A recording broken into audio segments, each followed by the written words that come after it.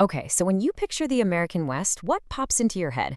For a lot of us, it's probably the thundering hooves, the swirling lasso, and the pure grit of the rodeo. It's an absolute icon. But the story that we all think we know, well, let's just say that's not the whole story. Let's get into it. And just to give you a sense of the scale we're dealing with here, look at this number. That's $597 million. That's how much economic activity a single event, the Houston Rodeo, generated in just 1 year. This isn't just a niche sport, it's a massive cultural and economic force. So that leads to a pretty big question, right? Where did this all-American icon really come from? We're about to peel back the layers of myth and find the surprising, much more multicultural history that's right at the heart of the rodeo. All right, first up, the original cowboys. And to find them, we have to go back way, way further than the Wild West shows. We need to track down the people who laid the foundation for the whole thing. And that search leads us straight to this word, vaquero. These were the original cowboys. The modern rodeo owes pretty much everything to these wandering, multicultural ranch hands of Spanish-Mexican heritage. They're the ones who perfected the roping and riding, they developed the iconic fashion, the boots, the chaps, the big hats, and they even gave the sport its name. It comes from the Spanish verb rodear, which means to encircle. This timeline really puts it all into perspective. I mean, look at this. It all kicks off way back in the 1500s when the Spanish brought the first horses and cattle over. By the early 1800s, vaquero culture is thriving. Then a huge shift happens in 1845 when the U.S. annexes Texas, and these two cultures start to really blend. And then, after the Civil War, the American cowboy era just explodes, and the workforce was incredibly diverse. Some estimates say as many as 1 in every 4 cowboys was black. So what you have here is basically the myth versus the reality. The image we all see in the movies is that solitary white hero, right? But the historical cowboy was actually part of a huge multicultural workforce of skilled laborers, mestizo, black, indigenous, all pulling from a tradition that was already centuries old before anyone called it American. And this history isn't just about groups of people.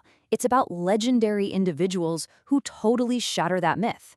I mean, take Nat Love. Born into slavery, he headed west after the Civil War and became a rodeo legend. He famously won 6 different events in Deadwood.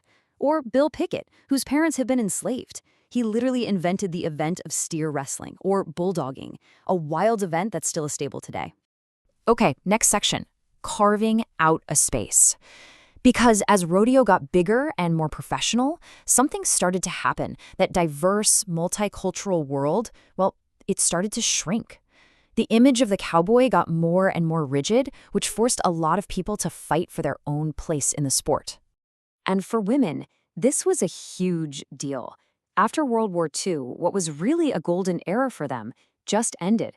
These incredible cowgirls had been competing right alongside the men in thrilling events like bronc riding, but then the big rodeos just started cutting those events, pushing women off to the sidelines. So what do you do when you get pushed out? You build your own arena. And that's exactly what they did. In 1948, 38 women got together for a secret meeting in a hotel in Texas. Right there, they formed the Girls Rodeo Association, the very first pro sports association created by women for women. And that organization grew into the powerful Women's Professional Rodeo Association, or WPRA, that we have today. They made sure they'd always have a league of their own. And that rigid, hyper-masculine image of the cowboy, it didn't leave much room for the LGBTQ+ community either. That stereotype just wasn't a welcoming space for queer people who loved the whole country and Western lifestyle. They needed to find their own community too.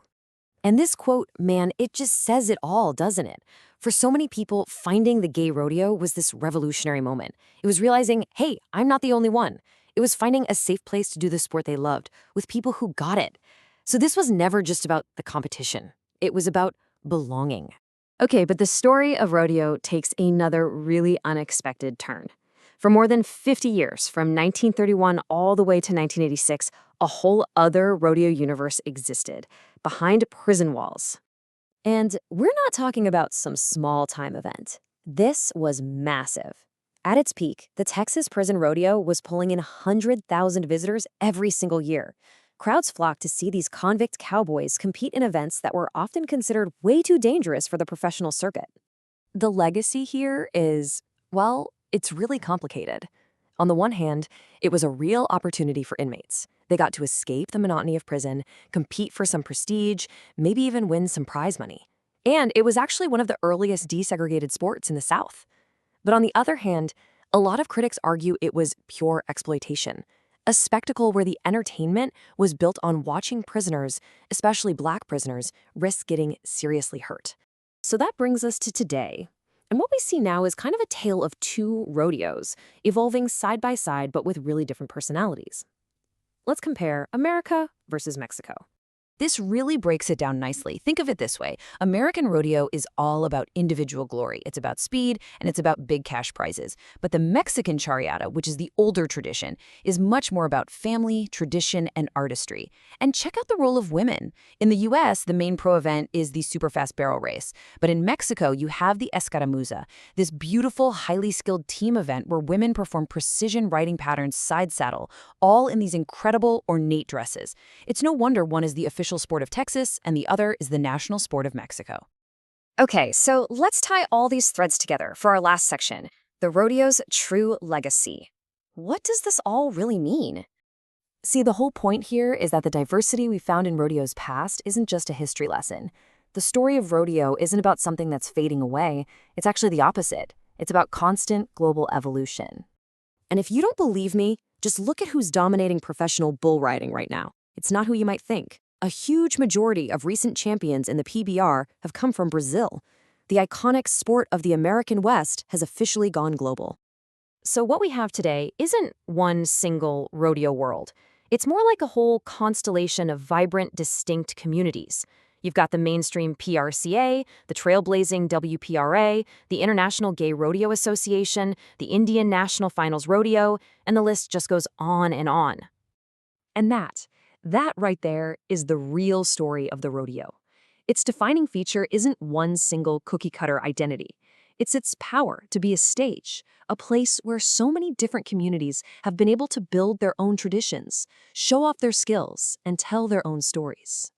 It's a living tradition that's constantly being rewritten, which really just leaves us with one final question to think about. As this global, multicultural story continues to unfold, who gets to step into the arena and write the next act?